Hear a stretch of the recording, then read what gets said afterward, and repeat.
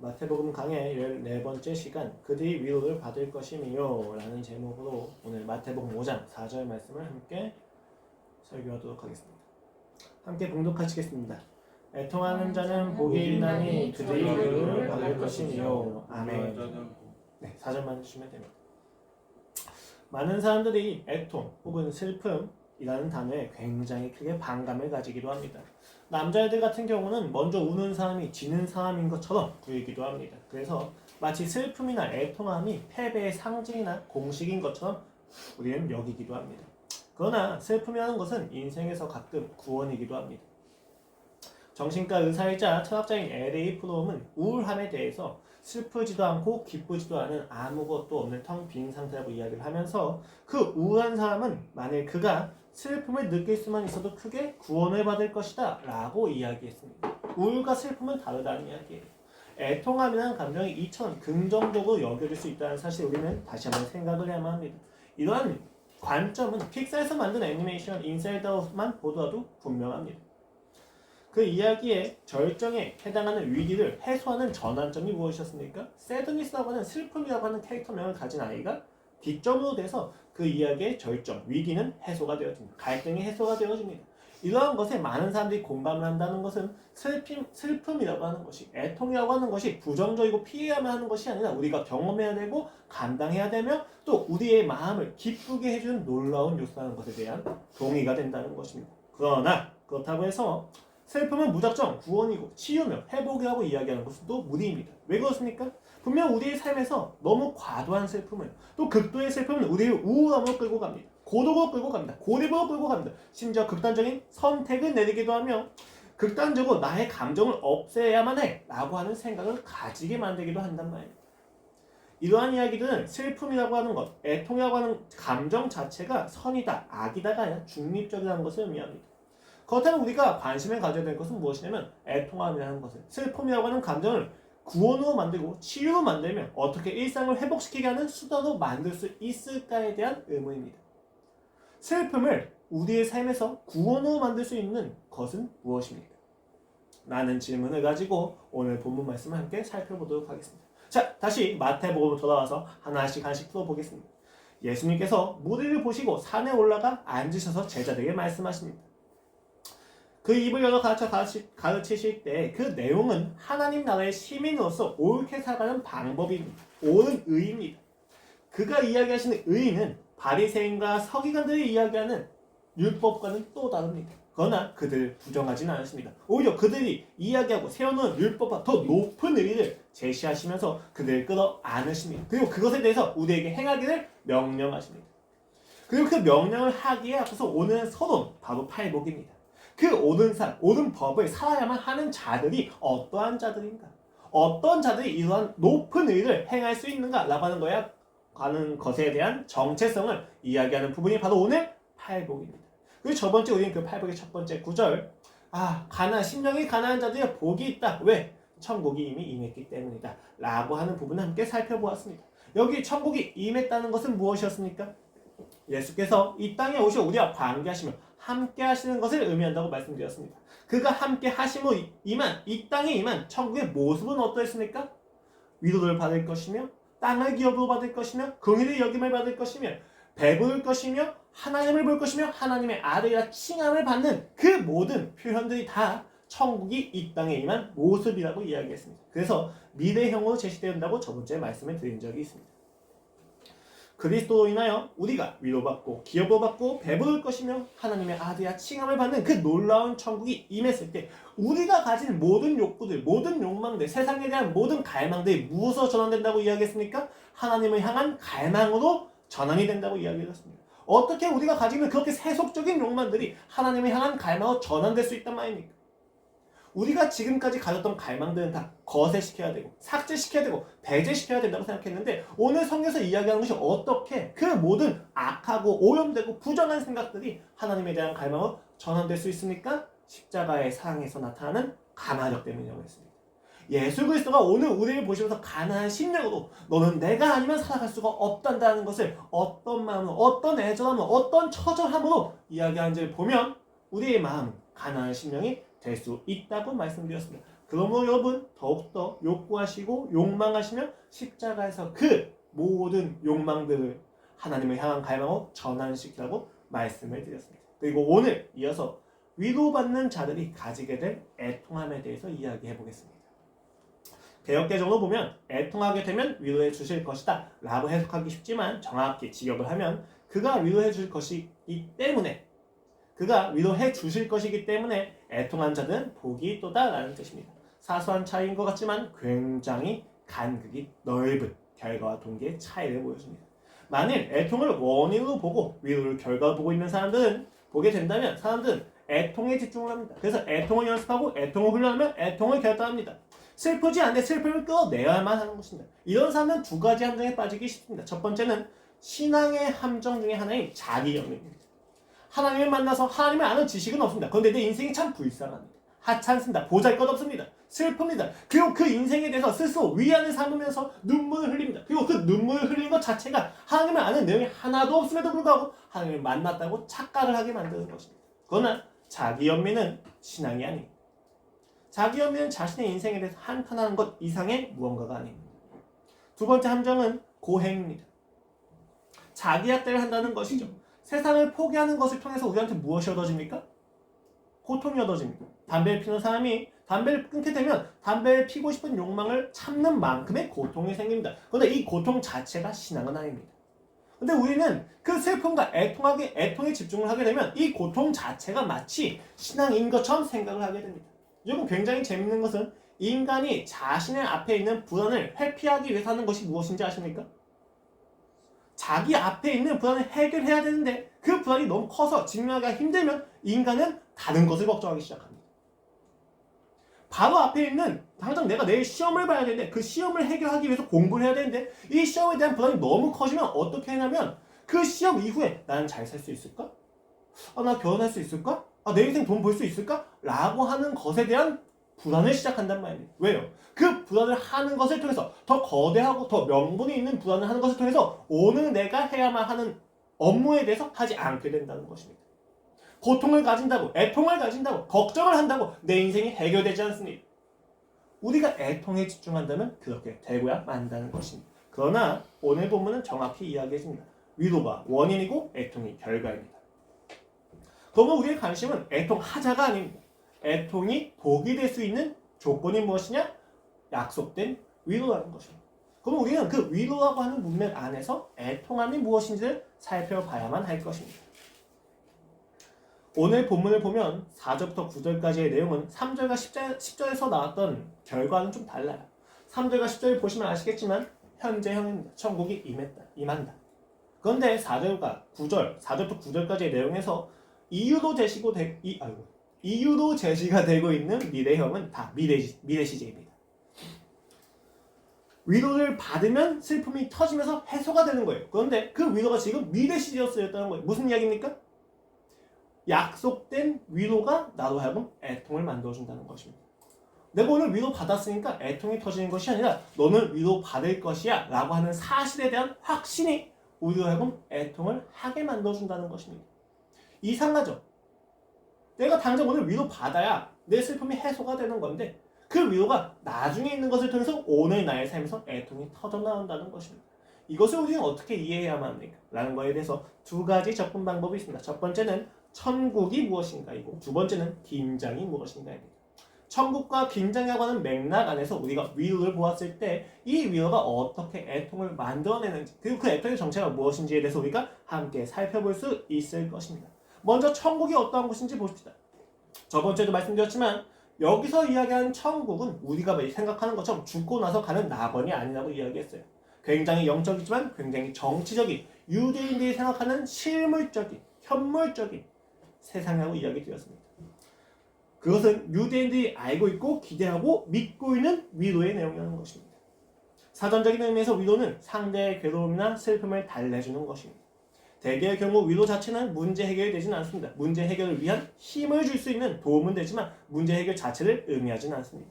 그래서 심리학에서 위로를 이야기할 때 세 가지 원칙을 이야기합니다. 공감과 경청과 상대의 존재에 대한 파괴입니다. 굉장히 재밌죠? 사랑하는 사람이 물에 빠졌습니다. 공감해 주셔야 됩니다.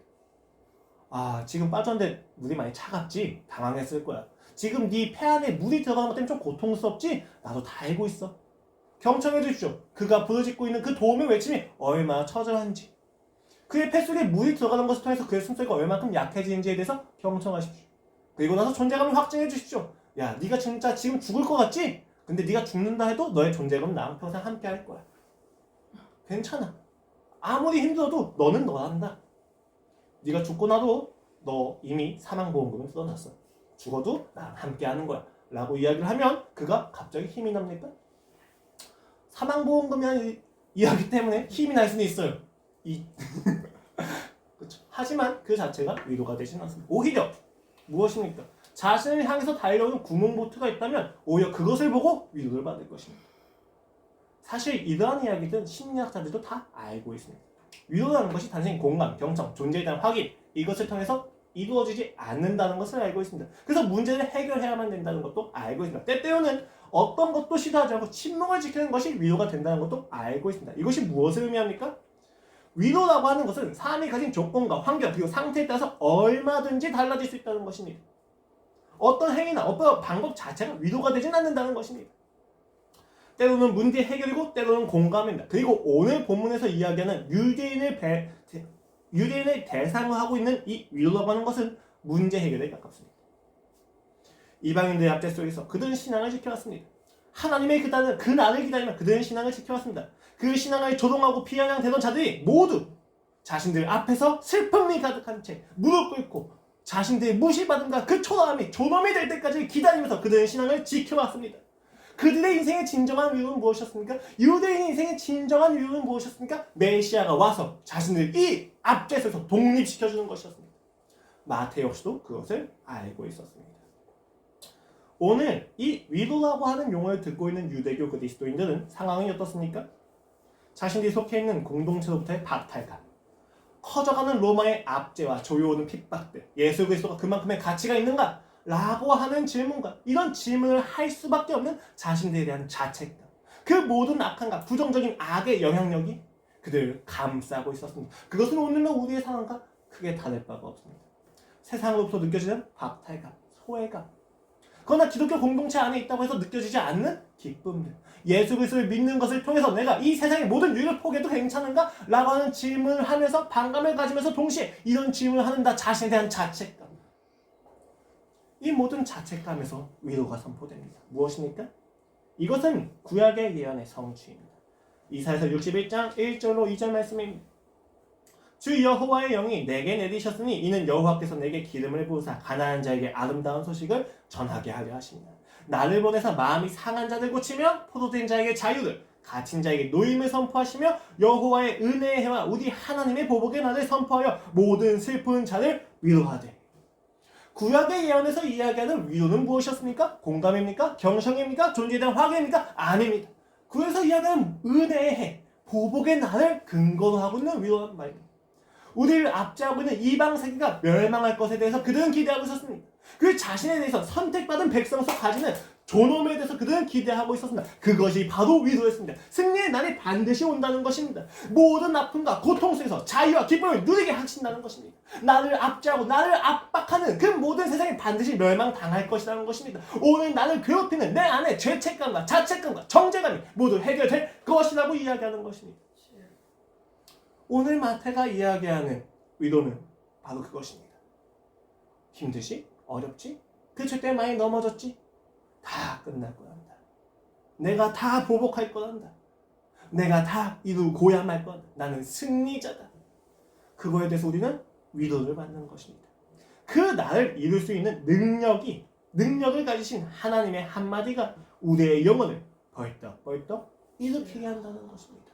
오늘 여러분에게 그 하나님이 임하셔서 이야기하십니다. 그 모든 낙과 그 모든 부족과 모든 결핍이 끝나는 날이 올 거란다. 오늘 너의 삶과 오늘 너의 현실에 이 압박이 너의 미래와 너의 운명을 결정질 수 없단다 라고 이야기하고 계시단 말입니다. 사라질 것에 대해서 염려하지 마십시오. 없어질 것에 대해서 마음을 빼앗기지 마십시오. 우리는 이미 결정된 인생을 살아가고 있습니다.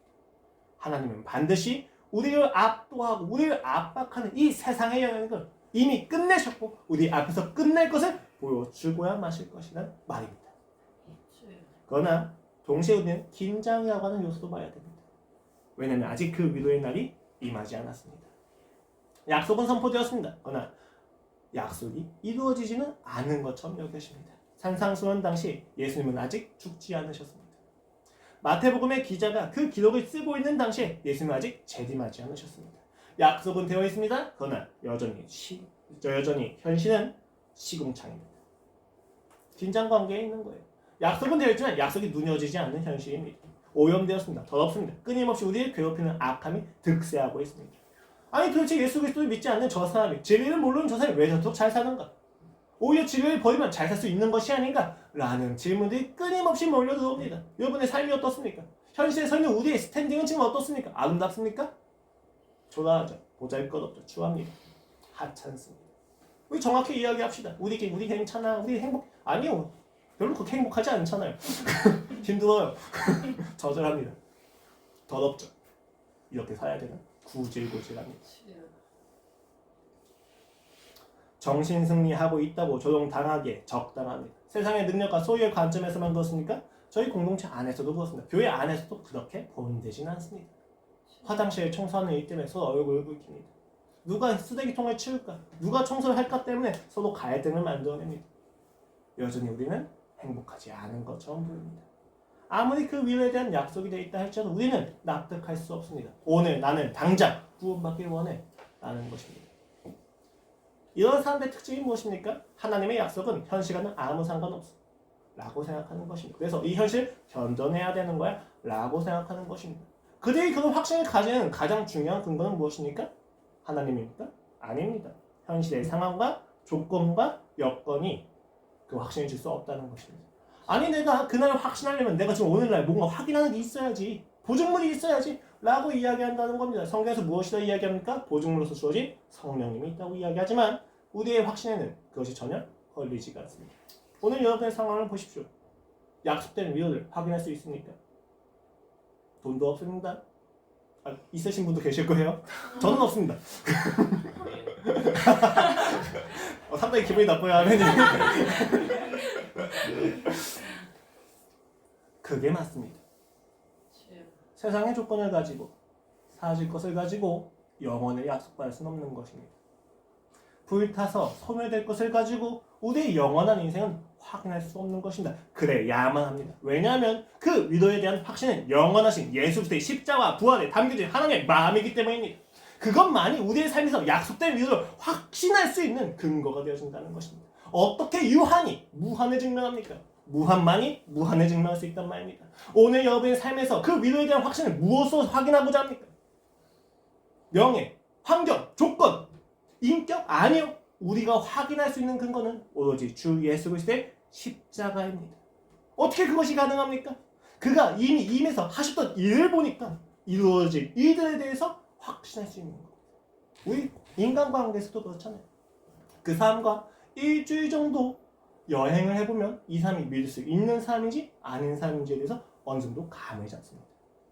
갈등이 났을 때 어떻게 해결하는지, 그가 어떤 일상적인 패턴을 가지고 있는지 보면 우리가 그 사람에 대해서 신뢰할 수 있는지 없는지를 우리의 판단을 가지고도 판단을 한단 말입니다. 그런데 예수 그리스도께서 이 땅에 오셨습니다. 하나님이 자신의 독생자를 보내셨습니다. 그리고 그 자신의 상을 보여주십니다. 얼마나 진심을 가지고 얼마나 처절하며 얼마나 애절한지를 보여주신단 말입니다. 그 처절함과 애절함과 그리고 그 집착을 보면서 그 열심을 보면서 우리의 약속, 우리의 미래에 대해서 확신하지 못할 근거가 있습니까? 어떤 것도 막을 수 없습니다.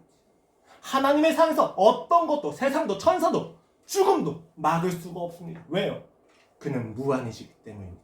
세상의 어떤 방에도 십자가를 이길 수 없다는 것입니다. 그것은 하나님의 공감과 같습니다. 함께 하시는 공감입니다. 문제 해결은 당장 있지 않죠. 하지만 문제를 해결하시는 분이 내게 오셔서 내 진심이 이만큼이란다를 보여주시는 거예요. 그 진심을 보고 그 진심을 가지신 이가 어떤 일을 행하실지에 대한 확신을 가진단 말입니다. 아무 의미 없다고요? 여러분, 장례식장에 가보셨습니까? 장례식장에서 제일 힘든 사람이 뭐냐면 어줍잖지 않은? 말이 맞나요? 어줍지도 않은 위로하는 사람이 가장 진상입니다. 누가 그 이별에 대한 아픔을 공감해 줄 수 있습니까? 누가 그 이별에 대한 아픔을 위로해 줄 수 있습니까? 누가 문제를 해결해 줄 수 있습니까? 얼만큼 슬퍼하면 돌아가신 나의 할아버지가 돌아올 수 있냔 말입니다. 아무도 없습니다. 그런데 우리는 내 친구가 와서 아무 말도 없이 내 옆에 앉아서 손을 잡아주면 위로를 받습니다. 돈이 아니, 물론 부조도 중요합니다. 밤에 그 부조를 보면서 감사하다, 위로가 됩니다. 그러나 진짜 위로는 무엇입니까? 돈 없어도, 돈 안 받아도 내 옆에 와서 손을 잡아주면서 같이 울어주면, 그 사람이 얼만큼 나에 대해서 진심을 가지고 있는지 알게 되면 위로를 받습니다. 살아갈 힘을 얻는단 말입니다. 예수 그리스도의 십자가는 완벽한 공감입니다. 그 안에 담겨져 있는 하나님의 진정성은 우리를 위로해 줍니다. 그가 나를 얼마나 사랑하는지에 대해서 확인을 시켜준다는 것입니다. 그렇습니다. 그리스도인에게 위로라고 하는 것은 단순한 문제 해결이나 공감이라고 하는 극단에 넘어섭니다. 약속된 하나님의 나라가 함께 하신 예수 그리스도의 삶과 함께 성취가 되었을 때, 그 문제 해결이 공감을 통해서 확인이 되어졌을 때 우리의 삶에서 위로가 터져 나오는 것입니다. 그래, 이것이 진정한 위로이지. 그 위로에 대한 약속이 믿음을 가진다는 것입니다. 독생자 예수 그리스도를 이 땅에 보내셔서 순종하게 하셔 우리와 함께 하시는 예수 그리스도를 근거로, 그 공감을 근거로 우리는 그가 문제를 해결하실 것에 대한 확신을 가진다는 것이다. 이것은 어디에서 확인할 수 있습니까? 오로지 십자가입니다. 반복해서 십자가를 이야기해서 참 죄송합니다. 송구할 수 없습니다. 그러나 십자가 외에는 없습니다. 우리가 하나님의 마음을 확인하는데, 우리가 하나님의 약속을 확인하는데 십자가만큼 완벽한 수단은 없습니다. 내가 부인당하고 그가 긍정되는 십자가만이 우리의 삶의 진정한 위로라는 것입니다. 이 십자가에서 확인되는 위로로 인해서 우리의 삶에선 애통함이 나옵니다. 좀 이상하지 않습니까? 다시 한번 생각해 봅시다. 하나님이 하신 약속을 통해서 우리는 애통함을 결과로 가집니다. 이상합니다. 반드시 우리의 원수는 복수당할 것이고 보복당할 것이고 선택된 백성들은 은혜를 입을 것입니다. 확인됐습니다. 공감을 통해서 문제 해결을 확인했습니다. 자, 그렇다면 우리의 삶에서 나타나야 되는 건 애통입니까? 기쁨입니까? 기쁨이어야죠. 그런데 왜 애통함이 나타납니까? 이게 우리가 납득할 수 없는 겁니다. 오늘 애통함으로 번역된 펜데오라고 하는 헬라어 단어는 굉장히 다양하게 쓰입니다. 죽음으로 이별하는 경우에 나타나는 감정들, 고통스러운 사건에 대한 감정, 심지어 스토아 철학에서는 반드시 피해야만 하는 감정이나 내용을 의미하기도 했습니다. 성경 안에서도 마찬가지입니다. 계시록 18장을 보면 거기서 기록된 애통함은 심판의 결과로서 죄인들이 받는 결과입니다. 또 고린도전서 5장 2절을 보시면 애통은 교회가 죄를 회개하지 않는 것에 대한 후회와 슬픔이기도 합니다. 사도에. 마태복음 9장 15절을 보면 죽은 자에 대한 문학적인 반응이기도 합니다. 애통하려고 하는 단어 자체가 특별하지 않습니다. 애통하려고 하는 그 감정 자체는 세상과 기독교인이 다르지 않습니다. 똑같아요. 같아요. 애통이 중요한 게 아니란 말입니다. 약속에서 벌어지는, 약속으로 인해서 나타나는 애통함이 특별하다는 거예요. 신자의 애통함에 복된 증거일 수 있는 유일한 이유요? 우리가 가지고 있는 애통함의 정도나 고차원적인 영성이 아닙니다. 우리의 애통함을 끌어내는 약속된 위로가 특별하다는 것입니다. 그것이 무슨 의미인가? 이 애통함이 어떻게 하나님의 자녀로서 천국을 소유한 자로서 결과가 될 수 있느냐? 다시 한번 말씀드리지만 약속된 위로에서 발생합니다. 왜 약속된 위로에서 발생하는 애통함이 특별하고 복된 것이냐에 대해서 우리가 지금 이해를 해야만 합니다. 여러분, 유대인들에게 위로라고 하는 것은 정치적인 그들의 소망과 연결된다고 했습니다. 그들은 믿었습니다. 자신들 밖에 원수가 반드시 무릎을 꿇고 보복을 당하면 자신들은 목을 곧게 펴고 하나님 앞에서 경배받을 수 있다고. 자신은 선택받았으면 그들은 선택받지 못했으면 그들은 확신했습니다. 그들에게 약속된 위로는 무엇이었습니까? 자기는 높아지고 세상은 낮아지는 것입니다. 하나님은 가는 곳 없습니다. 그런데 십자가 앞에서 그들이 생각하고 있는 위로는 모두 뒤바뀌어 버립니다. 내 밖에서 멸망해야만 하는 원수가 내 안에 있다는 것을 발견하게 되기 때문입니다. 주여 얼른 오셔서 다 싹 쓸어주십시오 라고 하던 기도의 결과로서 그가 오셨는데 쓸어버리시는 것은 밖에 있는 게 아니라 내 안에 있는 거예요. 무슨 의미입니까? 지금까지 열심히 구원받기 위해서 하나님의 자녀로 입증받기 위해서 노력해왔던 그 모든 것이 사실은 신앙이 아니라고 부정을 당하는 것입니다. 하나님을 부정한다고 하나님께서 알려주시는 겁니다. 거기서 느껴지는 치열한 무력감입니다. 사실은 알고 있었습니다. 내가 이렇게 열심히 다하는 것은, 내가 이렇게 노력을 다하는 것은 신앙이 아니라 내가 높아지고자 한다는 것을, 하나님의 수단이고 내가 목적이었다는 것을 나는 알고 있지만 이것을 놓지 못했습니다. 거기서 오는 무익함입니다. 그 처절한 무력감과 그 무익함이 나를 끊임없는 절망으로 끌어가게 됩니다. 내가 사랑하던 나를 잃어버리게 됐습니다. 애통이 터져나옵니다. 내가 지금껏 신앙이랑 붙잡고 왔던 모든 것들이 사실 도리어 무너져 내리는 것을 보았을 때 우리는 애통이 터지게 나갑니다. 애통함은 고차원적인 영성, 정도가 좋고 순도가 있는? 아니요. 애통은 찌질합니다. 더럽습니다. 오염되었습니다. 우리의 애통은 참 초라합니다. 비겁합니다. 그런데 솔직합니다. 십자가를 보았을 때 우리는 솔직하게 애통합니다. 주여, 당신보다 세상이 좋습니다. 당신보다는 세상의 가치관이 좋습니다. 복수하고 싶습니다. 오름을 증명해내고 싶습니다. 무시당한 만큼, 멸시당한 만큼, 아파했던 만큼, 상처받은 만큼 무시하고 싶고 멸시하고 싶고 상처를 주고 싶습니다. 내 솔직한 심정입니다. 맞습니다, 주님. 그게 죄인 줄 알지만 하나님 나라의 원리가 아닌 것은 알지만 포기가 안 됩니다. 그래서 더 열심히 교회에 다니고 더 열심히 기도했었습니다. 하나님의 명목으로, 하나님의 명분으로 나의 모든 행위를 정당화시켰습니다. 근데 이 십자가 앞에서 다 거절당합니다. 주여, 나는 아픕니다. 나는 못한다. 나는 이것을 놓을 수가 없습니다. 내가 이 세상을 쥐고 있는 것이 아니라 세상이 나를 쥐고 놔주지를 않습니다. 주님, 어찌하란 말입니까? 라는 자기 부정에 우리는 갇히게 됩니다. 애통함입니다. 애통함이 나와야만 합니다. 하나님이 신자에게 주시는 애통함이 무엇입니까? 내 밖에 있는 세상을 무너뜨리시는 것이 아니라 내 안에 있는 나를 무너뜨리시는, 그것이 그의 위로 방법이라는 것입니다. 우리의 죄를 밝히 보여줍니다. 놀라운 것은 이런 애통함을 세상에서 이야기했을 때 조롱의 대상이 되어야만 합니다. 그런데 예수님이 보시기에는 복되다라고 이야기했다는 것입니다. 왜 그렇습니까? 애통하는 자는 그 위로가 약속된 것을 알고 있다는 것에 대한 그의 확신이었습니다.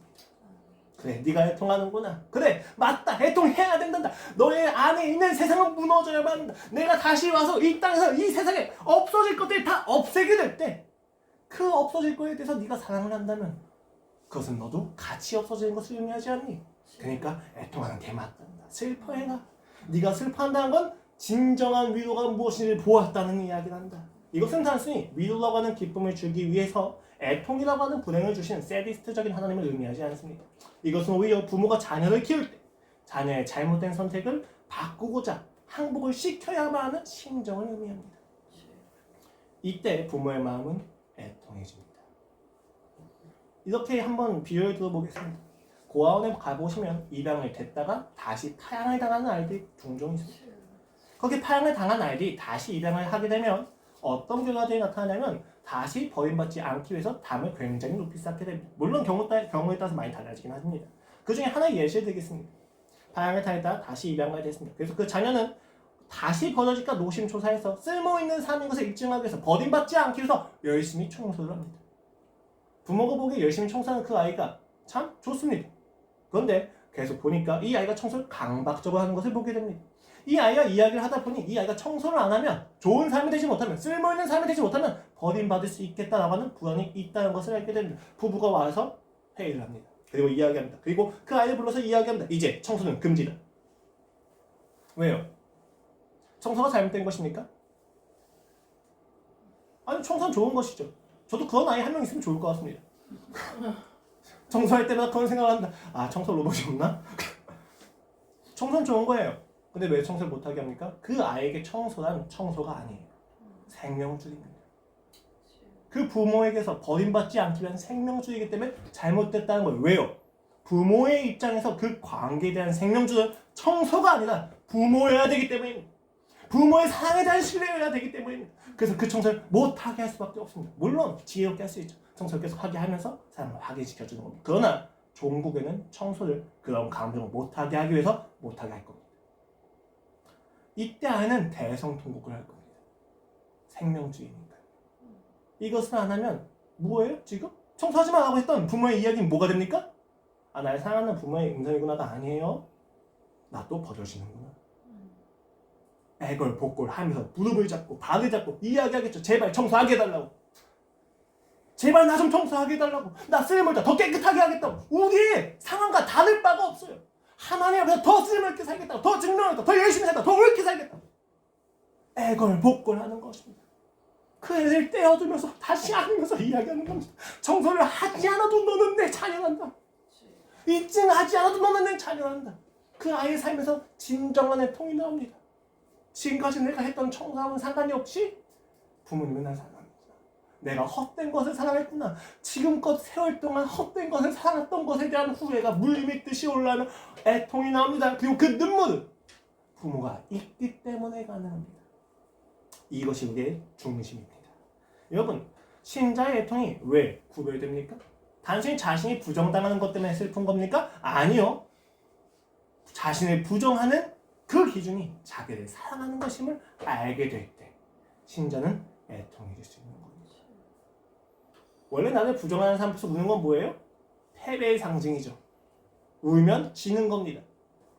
우리 다 그런 경험이 있지 않습니까? 너무너무 화가 나서 이성적으로 잘 이야기하고 싶은데 감정이 복받치니까 얘기 못하는 거예요.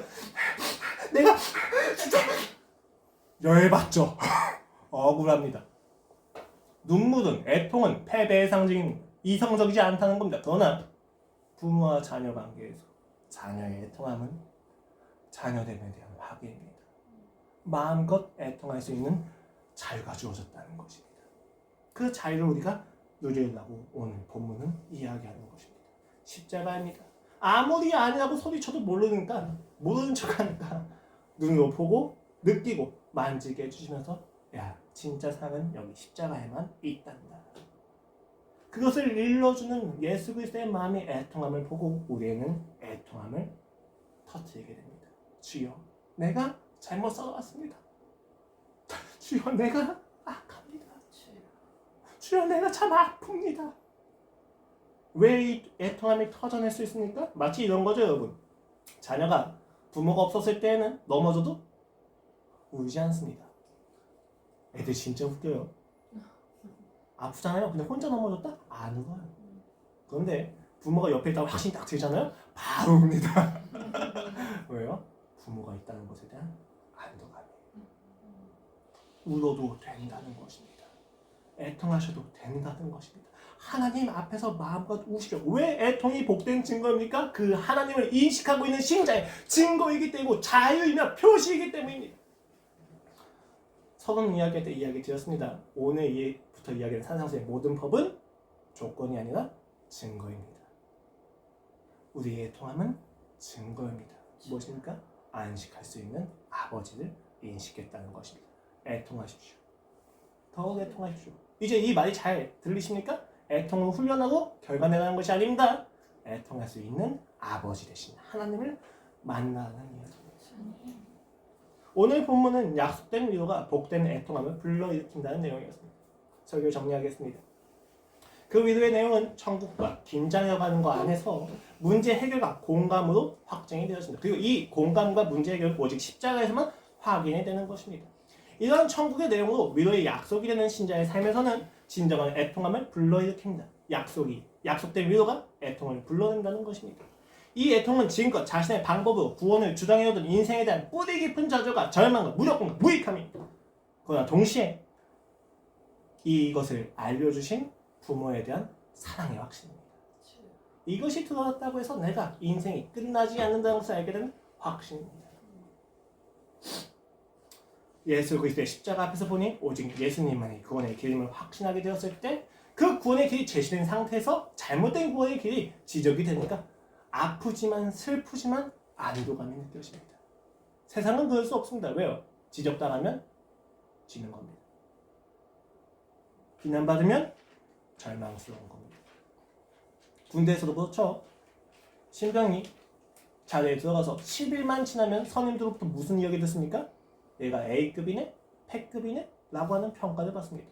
무슨 이야기예요? 지적받으면 가치가 하락된다는 겁니다. 도망갈 곳이 없어요. 세상은 마음껏 애통할 수 없습니다. 그래서 세상은 애통한 뒤에 압니다. 고독하다는 것을. 그래서 세상은 애통을 선택하지 않습니다. 그러나 신자는 애통할 수 있는 자유가 있습니다. 그 자유가 오늘 여러분들에게도 선포되었다는 것을 믿으시길 바랍니다. 무엇이 우리의 삶에서 슬픔을 구원으로 만들 수 있습니까?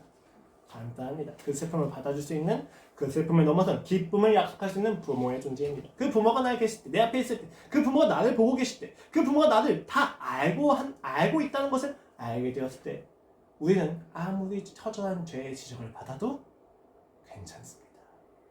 눈물 흘리며 눈물로 끝나지 않고 달려나갈 수 있습니다. 어떻게 우리의 슬픔이 현실 도피로 끝나지 않을 수 있습니까? 나를 여전히 보고 계시는, 나를 알고 계시는 아버지가 이 슬픔이 끝난 뒤에는 회복해야만 하는 일상의 자리가 어디인지를 알려주시기 때문입니다. 억눌러왔고 억압했던 모든 감정을 토해내도 괜찮은, 그래도 나를 떠나지 않으신 하나님을 알고 있기 때문입니다. 그 아버지가 내 앞에 계실 때, 그 아버지가 나와 함께 하실 때 우리는 위로가 약속되어 있음을 봅니다. 약속된 위로는 관계입니다. 어떤 사건이 아니에요. 그가 나와 관계하고 계시다는 사실입니다. 애통을 연습하지 마십시오. 애통을 결단하지 마십시오. 자기 연민과 고행의 함정에 빠져들어가지 마십시오. 아버지의 아버지 되심을 알아가십시오. 그러면 애통이 터져나오면 모든 제약으로부터 자유해지실 겁니다. 가나안 심령을 지닌 자들이 해야 되는 바로 다음 스텝이기도 합니다. 오늘 여러분의 삶에서 애통이 있으십니까? 복됩니다. 슬픔이 있으십니까? 복됩니다. 절망이 있으십니까? 축복합니다. 아니 난 그래도 아직 하나님을 인식하지 못했는데 그냥 세상의 신뢰로서 애통하고 있는 것뿐이야. 맞아요. 애통은 그렇게 시작하는 거예요. 가나안 심령에 대해서 말씀드렸잖아요. 더럽고 부정하고 세속적인 모든 심령과 가나안이 뭐라고요? 재료라고요. 십자가 앞에서 하나님을 향한 갈망으로 바뀌는 재료라고. 여러분의 삶에 애통이 가득하십니까? 세상이 무너지고 계십니까? 내가 무너지고 계십니까? 축복합니다. 반드시 위로 받으실 겁니다. 이미 받으실 것을 확인할 수 있습니다. 다만 누리시려면 십자가로 가십시오. 그 외에는 방법이 없습니다. 대신해 줄 수 없습니다. 마음껏 애통하며 그 아버지를 확인하시고 자신이 그 자녀라는 것을 확증하시기를 축원드립니다. 기도하겠습니다. 하나님 아버지, 오늘도 우리의 삶에서 역사하시는 것을 기대합니다. 주님, 우리의 삶은 참으로 절망스럽습니다. 슬픕니다. 애통이 터져나옵니다. 주님, 그러나 이